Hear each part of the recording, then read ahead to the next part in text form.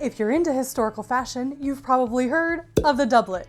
You've probably also heard of the justacorps. But did you know about the awkward transitional teenager that's stuck between the two? Friends, I'd like to introduce you to the 1660s open coat, the flamboyant and fashionable upper body garment of masculine presenting people of the mid-17th century.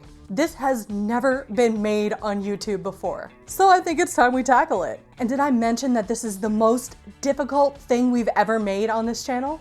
Reason number one, it's difficult. I can't draft this by hand, so we're gonna have to scale the book pattern. First, I painstakingly drew a grid onto my printout from the cut of men's clothes. Then it was a matter of scaling it to my waist measurement. I have a whole video showing how to do this process without expensive equipment, and I've linked to it in the description if you'd like to watch it after this video.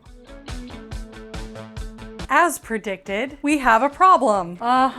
It no clothes. This is why we do mock-up, my friends. Okay, so obviously my shape is getting in the way of this falling correctly. I want to put bust darts in this so bad. If I did an FBA, it would fit beautifully and be so flattering. But bust darts are not a thing in the 17th century. Even in feminine garments, we're not really seeing bust shaping until you get to the Regency period. So I'm just gonna embrace the fact that this isn't going to be that flattering on me, and we're gonna go ahead and fix this. Before I make any final decisions, however, I'm gonna fiddle around with the arm side and see if I can give myself more length. And predictably, the back is much lower than the front because my back is shaped like everybody's back and my front is not. When I cut out this mock-up, obviously there were no seam allowances on my pattern. I went ahead and added a full inch on the shoulders and the sides and the centers. I lowered the front shoulder by 3/4 of an inch, and I think that is significantly better in the length. If I do a little spin, it looks a lot more even. I think I will have to add a little bit more length at the bottom and the front. I think I'm gonna give it a full inch, but we're going to have to add a significant portion in the center front.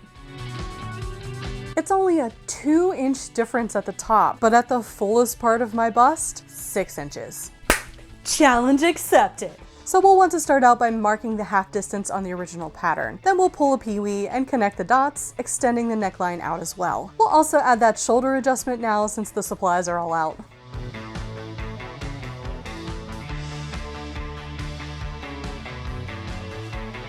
Okay, so here is where we're at with the coat. Adding this piece really helped. I do think I need just a little bit more. It was fine, but I took it in the back about 4 inches. This is a common modification that I have to make on coats and shirts to accommodate for my sway back. And with taking that in, then again, now we're not quite meeting up. But it is pretty close, so I think I'm only gonna extend it out a 1/2 of an inch. That'll give me a full inch of coverage. I've got some space between the waistband and this, but there is going to be like an inch long tab here. So I think maybe extending the coat down, let's say 3/4 of an inch. Okay, my little thread bunnies, let's mark our changes in the front.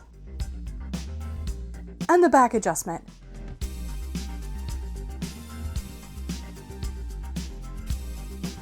We'll need to mark the grain now since the center back is no longer straight.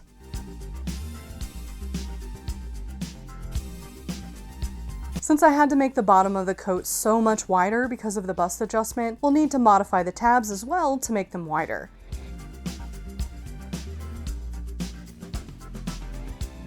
Oh my god, y'all, I'm disgusting and sweaty. It's like 90 degrees outside, but I have to share this story with you. I just got attacked by a bird. I just finished my 5-mile run. I was doing my cool down walk, minding my own business, and all of a sudden I feel whack! And I look around, and then there's this bird flapping around above my head, and I'm like, ah! So I keep walking, and I hear another flap.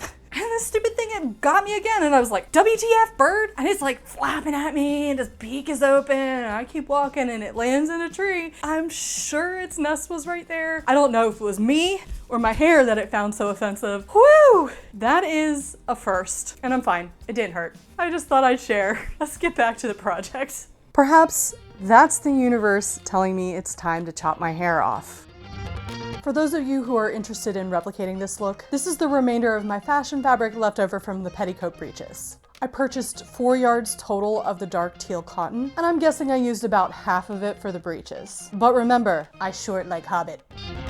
Now comes the tedious process of sorting and marking all of the various pieces. For the center front, that means lining out the belly piece. This is a relic of the doublets that came before, which were heavily structured to create that beautiful tailored look that was so quintessential to the 16th and the first half of the 17th centuries. They were usually extra interfaced at the bottom of the center front to add structure where it was most needed. And while these coats weren't nearly as structured, this belly piece remains. I grabbed some leftover hair canvas scraps to create this structure, though historically we would have used stiffened linen or buckram. I wasn't able to find any instruction online on how these 1660s coats were made. One of the flaws of the WA books is that they are quite vague on the methods of construction. So I had to rely on my copy of 17th century men's dress patterns and the extant from the V&A to make my educated guesses. Unfortunately, the V&A book, while very detailed, only highlights clothing from 1600 to 1630. So we're gonna have to wait for patterns of fashion 7 to get a better idea of these coats' construction. But I'd bet money this belly piece is pad stitched like the earlier doublets were.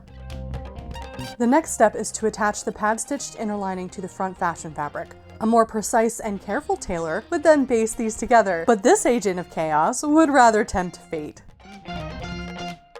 The V&A coat has a peekaboo back, and you can be darn sure we're replicating it. We don't need inner lining in the back either, so we'll sew the center back seam with the sandwich stitch. Turn under the raw edges so they're sandwiched inside. Now let's mark the gap. It starts about 2 inches down from the top of the coat and is 5.5 inches long. While we've got the thimble out, let's go ahead and sew up the side seams. Note that I'm only sewing the fashion fabric of the back. The lining is left loose on this edge so we can enclose the raw edges later on. Okay, it's starting to look pretty good. I think the center front is okay. It does still want to do this, but without adding darts, I don't really think that we can accommodate for that. I'm okay with it because most times this is not going to be closed. It's just going to be living like this. The one modification I have made is to this shoulder. And the microphone. This is the original shoulder. As you can see, it is very far down my arm. It is limiting my movement. I am not surprised that I have to make a modification to this. This is for a masculine body. I have a feminine body and I have very narrow shoulders to boot. This one I have taken up and that looks a lot better. So let's go ahead and get that modification taken care of and we'll give it another test round before we tackle the other stuff.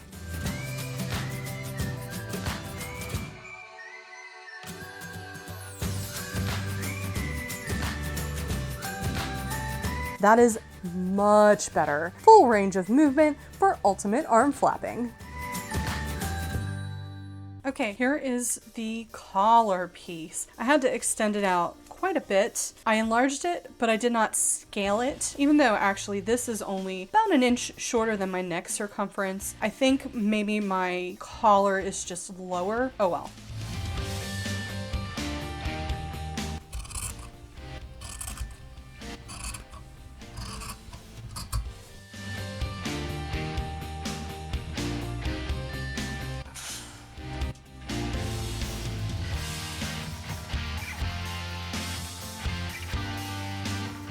Here's a tailoring trick. Overlap your canvas layers and stitch through them.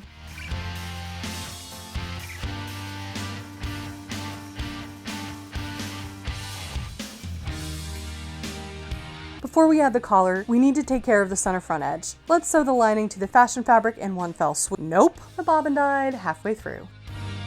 Battery depleted. Okay, now that the chaos is over, let's finish what we were doing. The trick to keep the edge neat and lining free is to roll the fashion fabric over slightly so the lining starts about 1/8 of an inch from the edge. This will get carefully tunnel stitched by hand so the thread doesn't show on the other side.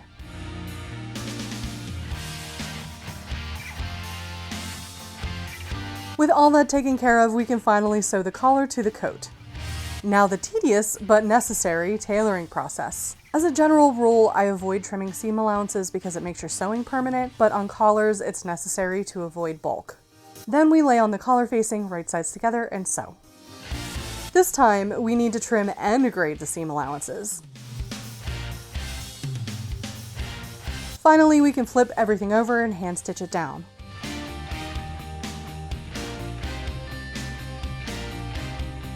Okay, I have been putting this off. I really don't want to do it, but we're going to draft the sleeves. Unfortunately, the coat in the Nora Wah book just has ribbons running from here to here, and that's not the look I was going for. I want to have an actual sleeve. So we're going to use the pink book and sort of draft it out. I've already taken my measurements on this post-it. Also, please excuse the particular level of chaos behind me. My dishwasher exploded, and I'm trying to squeeze in this little bit of filming before I run the next cycle. Please be patient. BT dubs. Apparently you're supposed to clean the filter and all of that crap in your dishwasher once a month. So if you're not doing that, learn from my mistakes.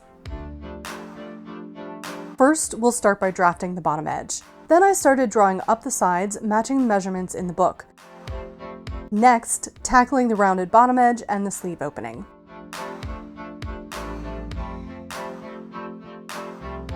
Then the extremely difficult task of freehanding the arm side.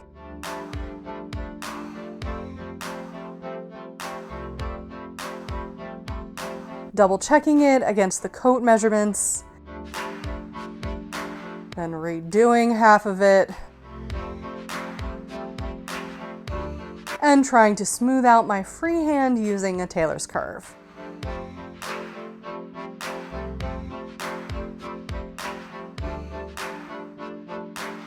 Learning from past mistakes and folding in half to make both sides even.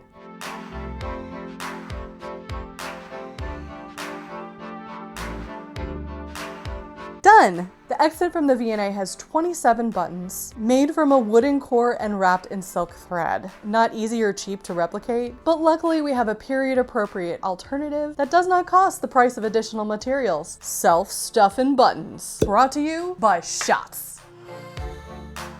What? We don't waste good bourbon in this house. Which is why that random shot glass you acquired for free that you never use and is just gathering dust is perfect for making your buttons. Grab some fabric scraps. A double layer is ideal if, like me, you've got a crap ton to make. Use the larger end of your glass to draw out your fabric rounds. If you don't have a shot glass laying around taking up space in your cabinet, you can use anything round with approximately a 2-inch diameter. Then cut out your endless stack of fabric rounds.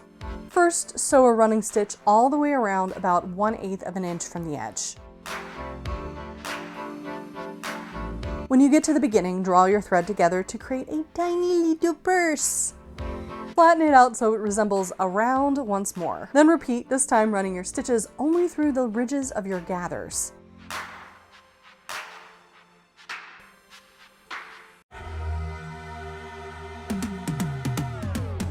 Make an even tinier little purse. Pull hard to get it as tight as possible. Then secure your stitching. This is the worst part. Wear a thimble.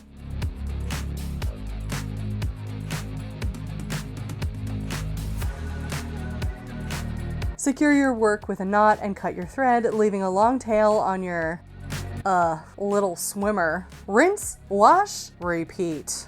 If I managed to elicit a chuckle from that section, or if you're just finding this video entertaining, please consider giving it a thumbs up and saying hi in the comments. Doesn't have to be Shakespeare, although, you know, I wouldn't mind. Also want to say a huge thank you to the All-Stars, my supporters over on Ko-fi. I've linked below if you would like to contribute. After all, only shooting stars break the mold.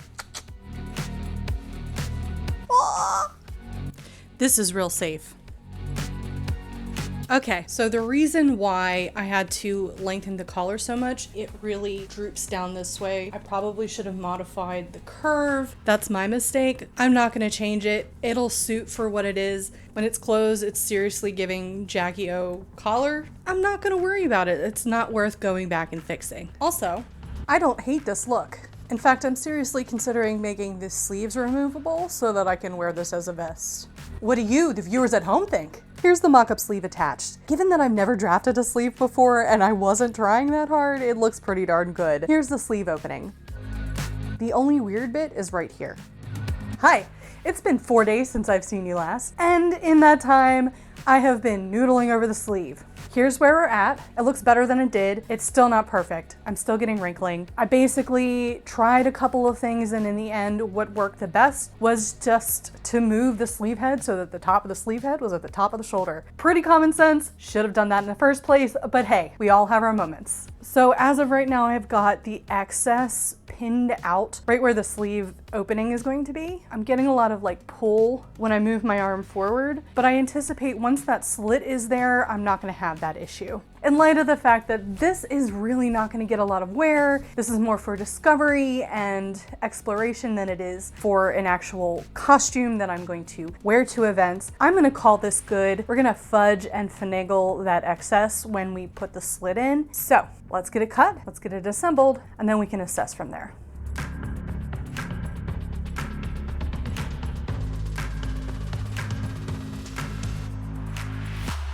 It's best to mark your rights and lefts on the sleeves if they're not gathered at the arm side. Okay, with the sleeve sewn in, now we can really see my awkward mistake. We'll fix it in a bit. There are many ways to set in sleeves. I decided this time around that I wanted all the raw edges hidden. So now that the fashion fabric is in, we can lay the lining in. I chose this option because of the slit in the front of the sleeve. So we'll start at the underarm and pin over the raw edges, working our way out towards the slit.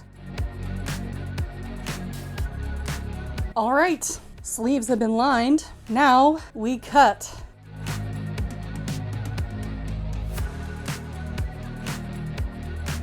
Okay, so that awkward extra fabric, we're just gonna tuck it in as a seam allowance at the top. Maybe not the most elegant of solutions, but it'll do. I'd rather spend my energy on the stuff that's really going to be noticeable.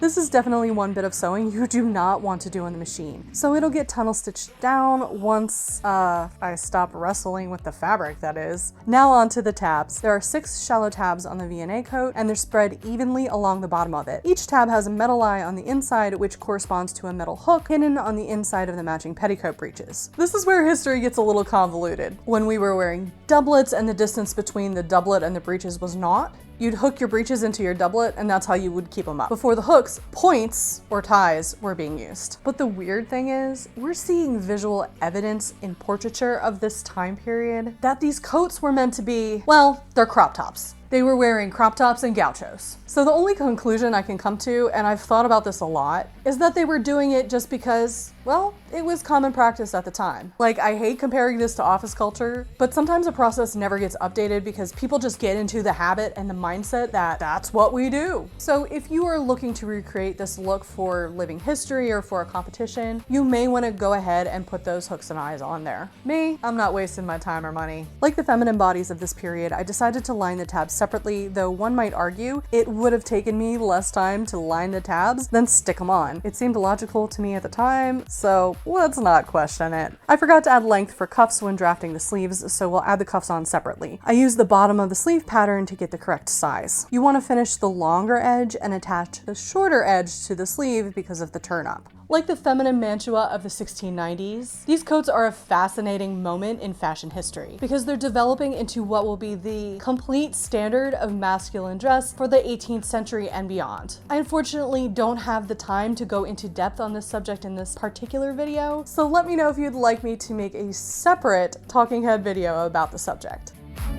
Here's the finished cuff. Eventually they'll get tacked up to show the lining, but not till the final 1660's peacock video because I'm likely going to decorate the edge. Meanwhile, I've finally finished these little guys.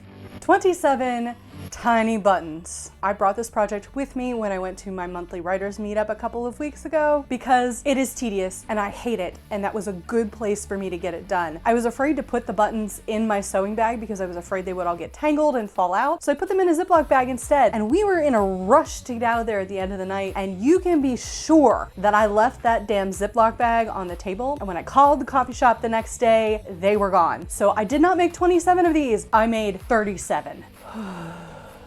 It was tedious. I did not like it, but this is the last thing we gotta do to get this coat constructed, so let's put those suckers on. 25 of the buttons will go in the center front of the coat and 2 go in this awkward spot at the shoulders. I'm using my handy corset lacing guide to mark the placement of each button. Attaching the buttons is almost as tedious as making them. Note that these buttons are quite dense, and this is really best done using a thimble if you don't like the eye of the needle impaling your fingers. 1 down, 26 to go. Since I don't really intend to close this coat, I didn't want to hand sew all those buttonholes, so I opted to make a string of continuous loops down the side using waxed cord. If any of you are also INTJs, you probably know this, but I'm all about efficiency, so spending hours sewing pointless loops onto this coat purely for the sake of this video was excruciating and killed a small part of my soul. So I was ruthless and not careful and don't care if they're messy or uneven. Here it is, friends, the last button loop, the final few stitches before our coat is complete.